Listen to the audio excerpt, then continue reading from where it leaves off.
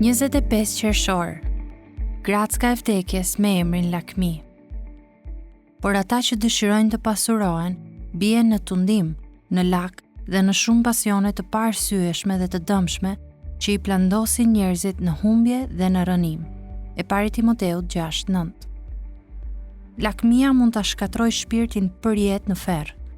Arsyeja pse jam i sigurt që ky shkatërim nuk është një humbje e përkohshme financiare, por shkatërim përfundimtar në ferr, është ajo që Pali thot te 3 vargjet më pas te e pari Timoteut 6:12. Ai thot se lakmis duhet i rezistojmë me luftën e besimit. Pastaj ai shton: "Rrok jetën e përjetshme në të cilën edhe u thire dhe për të cilën ke bërë rrëfimin e mirë të besimit."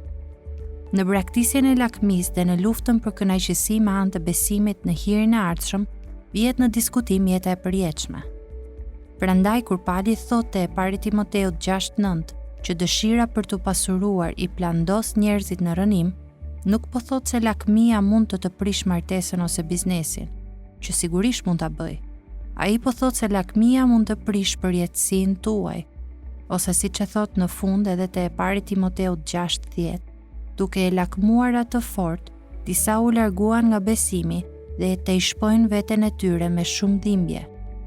Perëndia ka bërë çmos në Bibël për të na paralajmëruar me mëshirë që idhujtaria e lakmis është një situatë në të cilën s'mund të fitosh. Ajo është një udhë pa krye në kuptimin më të keq të fjalës. Është një hile dhe një grackë vdekjepruese. Prandaj, fjala ime për ju është fjala e pari Timoteut 6:11. Aratisu nga këto.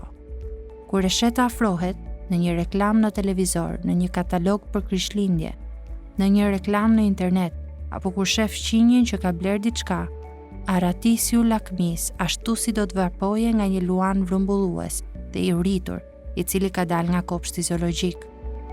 Rrok jetën e përjetshme.